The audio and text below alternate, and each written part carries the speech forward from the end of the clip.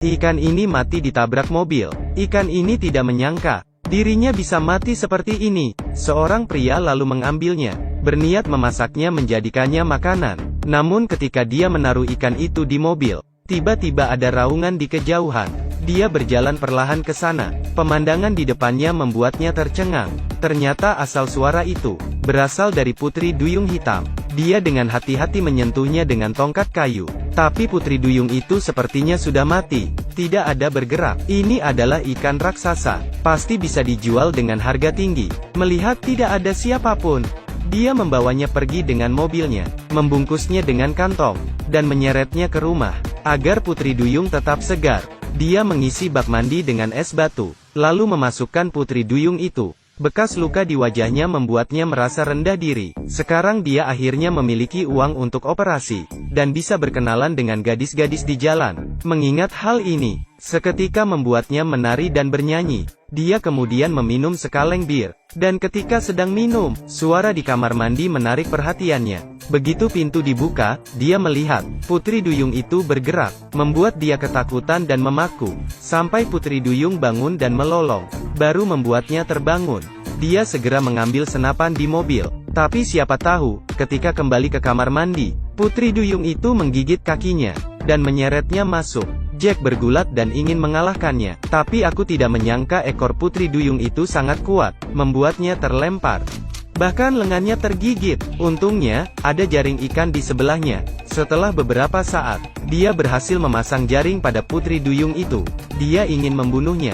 Tapi melihat Putri Duyung yang malang ini, dia tiba-tiba menyadari, ternyata Putri Duyung itu sangat cantik. Sebuah ide berani seketika datang ke pikirannya. Menunggu suasana hati sang Putri Duyung stabil, dia mengeluarkan beberapa kapas. Dengan hati-hati membersihkan lukanya, lalu menggunakan gunting, membuat lubang di mulutnya, mencegah agar dia tidak mati kehabisan nafas. Langkah selanjutnya dia menyiapkan pakan ikan. Dia membeli $200 daging di supermarket, memintanya memilih kulit babi tangan kanan, daging sapi tangan kiri. Putri Duyung alergi kulit babi.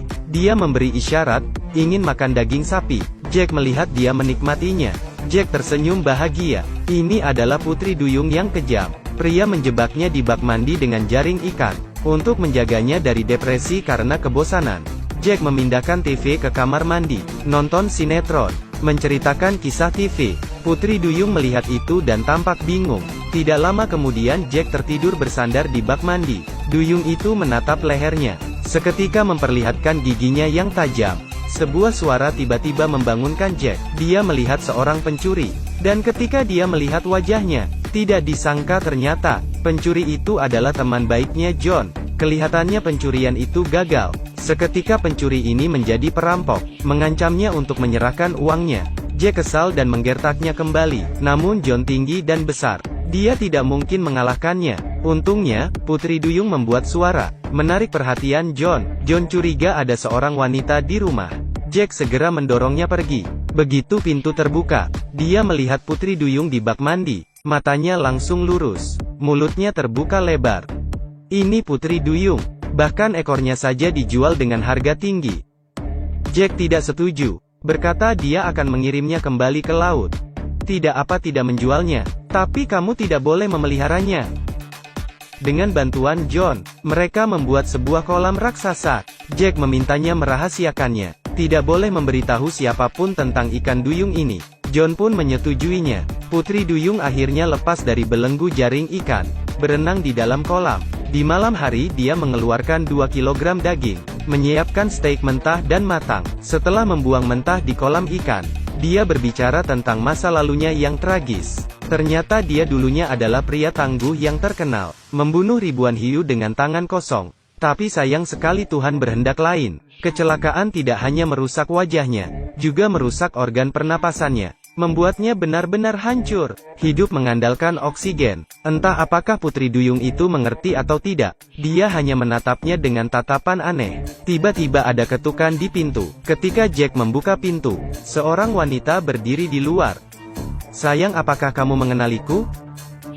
"Saya Putri Duyung." Jack tercengang. Tanpa merasa sungkan, wanita itu masuk ke dalam, melepaskan jaketnya, dan duduk di atas sofa. Jack baru sadar kolam itu telah kosong. Melihat wanita cantik di depannya, benar-benar Putri Duyung. Si cantik berterima kasih pada Jack karena telah menyelamatkannya, memutuskan untuk menjadi pacarnya. Perlahan dia melepas respiratornya, lalu meletakkan tangannya di wajahnya yang terluka, dan sesuatu keajaiban terjadi. Bekas luka di wajah Jack hilang, berubah menjadi pria yang tampan. Dia mendekatkan wajahnya dan menggigit bibirnya. Adegan selanjutnya agak kejam. Kita lewati saja. 7 hari telah berlalu. Jack merasa lebih kuat. Putri Duyung menatapnya dengan wajah kagum. Sekarang dia merasa seperti dia bisa membunuh seekor sapi dengan satu pukulan. Saya hiu tua. Seorang pria tangguh. Dia mengambil 2 bir. Akan minum-minum dengan si cantik. Namun, saat itu juga, beberapa mobil tiba-tiba datang. Dia segera berpakaian dan keluar memeriksa. Ternyata John membocorkan. Mereka memintanya menyerahkan ikan itu, lalu mereka akan membagi hasilnya. Melihat mereka banyak orang, Jack menolaknya. Dia meminta mereka menunggu di luar. Dia kembali ke rumah dan membawa Duyung keluar. Tapi penonton tidak akan menyangka akan terjadi. Jack benar-benar menembak mereka, mengancam mereka agar pergi. Dia tidak berani menembak kita. Melihat keseriusan Jack, mereka terpaksa pergi dengan putus asa. Setelah mereka pergi, Jack bergegas masuk ke dalam. Sayangnya Putri Duyung sudah kembali ke dalam kolam. Dia bertanya pada Duyung apakah dia ingin pergi bertualang. Dia sudah lama tidak mencium bau laut. Sambil berkata, dia mengeluarkan tangga, memanjat naik ke atas, meraih tangannya, ingin membawa Putri Duyung ini pergi dari sini. Dan ketika Duyung menyentuh tangannya, tapi Putri Duyung tidak naik bersamanya, melainkan dia menarik Jack masuk ke air. Melihat kedua mata Putri Duyung, matanya terlihat sangat menawan, pikirannya penuh dengan kenangan mereka bersama.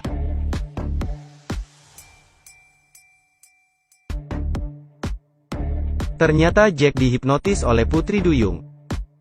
Dia ini tidak menyembuhkannya. Kebahagiaan mereka juga palsu. Sebenarnya tidak, wanita itu tidak ada. Bisa dilihat ketika dia keluar menemui John. Luka di wajahnya masih ada. Ini adalah perbuatan Putri Duyung itu. Tujuannya adalah untuk memangsa Jack. Baiklah, cerita berakhir sampai di sini.